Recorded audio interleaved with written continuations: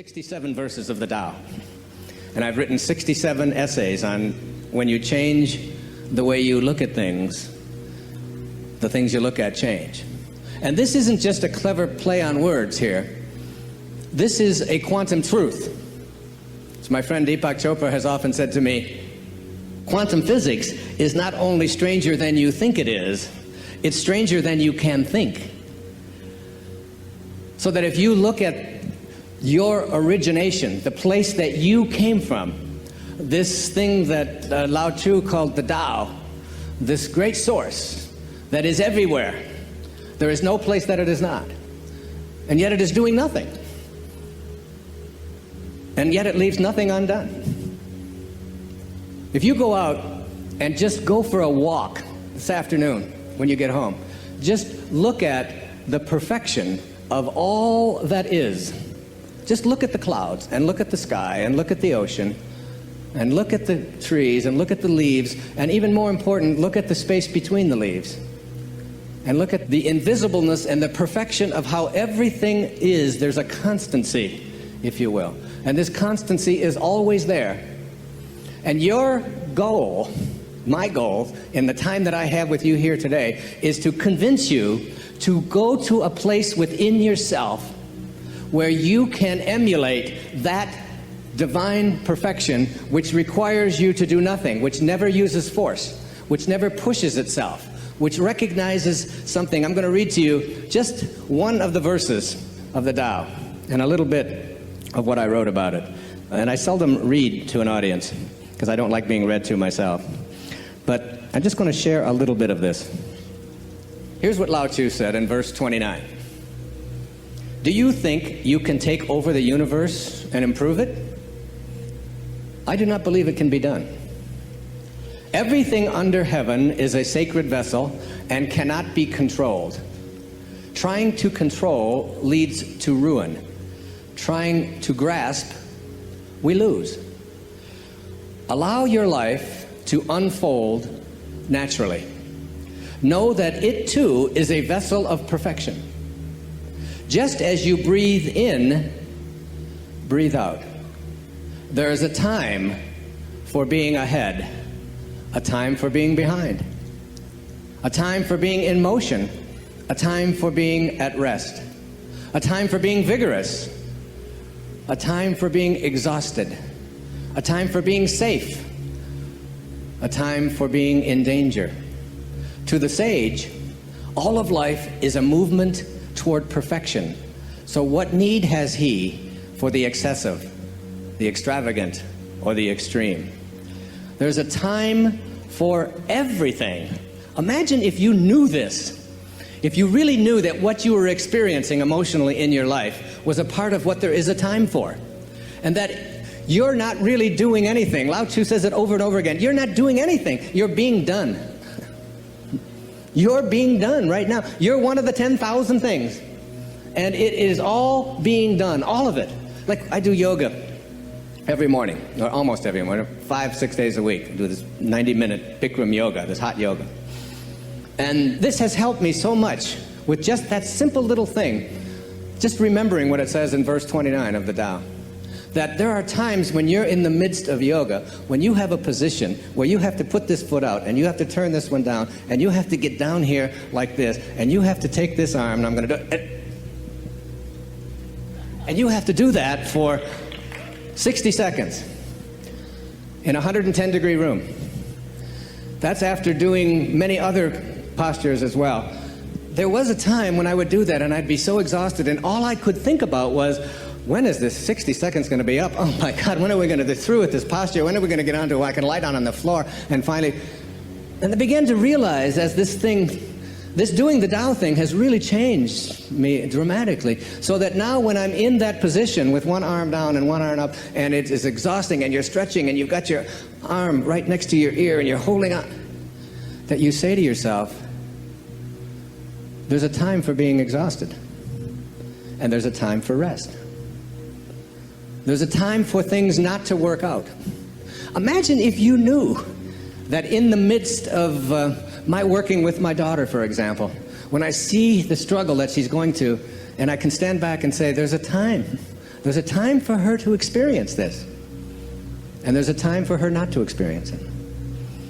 If you read Katie's life, you'll see that there was a time for deep depression. There was a time for fear. There was a time for anger and worry and despair, deep despair. And when you're in those things, if you could step outside of yourself and look at it and say, there's also a time for its opposite. As long as I'm incarnated into a physical world, there's a time for all of it. And as you do, you get to a new place in your life where you begin to look at all the things that are happening to you, because you remember verse 40 of the Tao says, it's all about returning. It's all about returning. Returning to what? Returning to the place from which you originated. The first 9 months of your life, you lived inside of your mother's womb in water. And during those whole 9 months, nobody could get in there and mess around with you. Nobody could get in there and get you to worry about anything. You didn't have sonograms that you'd look at and say, my God, I don't have a nose yet. What the hell's going on? I sure hope I get a nose. And you got into nose therapy and you worry about it. What if it doesn't happen? You don't do that. And all of a sudden, perfectly, it all unfolds in exactly the way it's going to unfold, independent of your opinion about it. You're not doing anything. Nothing is left undone. You're being done. You're being completed. And you were totally, completely at peace with it. You were surrendered to it. You allowed it. It wasn't a struggle. It wasn't... And then you popped out of there. And then you said, thank you, God. Thank you, Tao. Thank you, Source. We'll take over from here. And that was the biggest mistake. All of a sudden, you took over. And you edged God out. E-G-O. You edged God out. And you took on an ego, didn't you? And what is an ego? It's just an idea. Just an idea about who you are. Instead of being a piece of God, a piece of the Source, you decided, and those around you decided, that you were something different. And if you studied quantum physics, and you took the tiny little particle that began you, and you tried to find out where it came from and reduced it down to its tiniest subatomic properties, ultimately you would discover what Lao Tzu knew. That it's the spirit that gives life. That you didn't come from a particle. That particles do not create particles. Particles do not come from particles. Originally, all particles come from an energy. A field of energy that has no beginnings and no ends and no boundaries. And that's who you are. And returning back to that, and letting go of the idea that who you are is what you have, and who you are is who you control. I don't think there's any more all-pervasive theme in the Tao Te Ching than the idea of being a non-interferer. Do you, Stephen? I mean, isn't it? It's about not interfering, isn't it? It's about letting go. It's about allowing. It's about detaching. It's about disconnecting yourself from this belief that you are in charge of other people. I'm the father of 8 children and the father of motivation. That's what they tell me, so I've got... And as this father of 8 children, one of the things that I've recognized and what has made me, I think, a better parent, particularly even since I've been doing this, is my willingness to, I call it the bite your tongue verse of the Tao. Just hang back just for a second, just as you're about to interfere, just as you're about to lay it on and tell somebody else how they should be and what they should do and how they should do it, you step back and realize that what Khalil Gibran, the great Lebanese poet, in writing in The Prophet, said was just a basic truth. Your children are not your children. They are the products of life's longing for itself. They come through you, but not for you.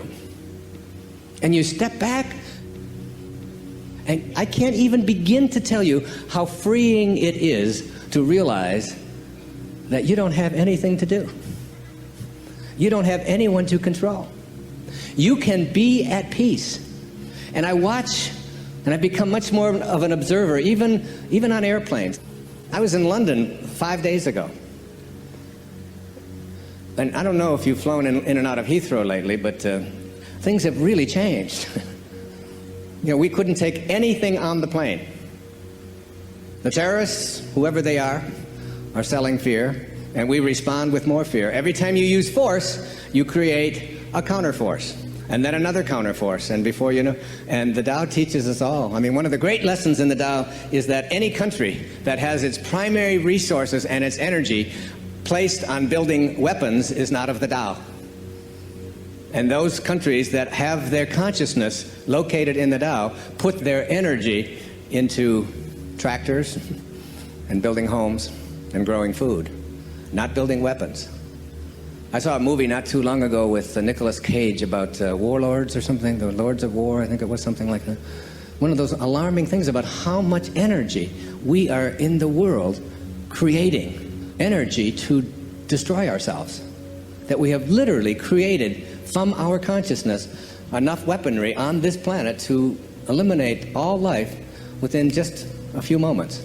It's all there. It's all there for us. We've allowed ourselves to move so far away from the great teachings of the great spiritual masters. And we believe that we're a Christian nation or that we're a spiritual nation when we find ourselves having moved away from these simple principles and then getting upset with other people because we can have these kind of weapons, but they can't. And we don't look hard enough at ourselves and all the ways that we have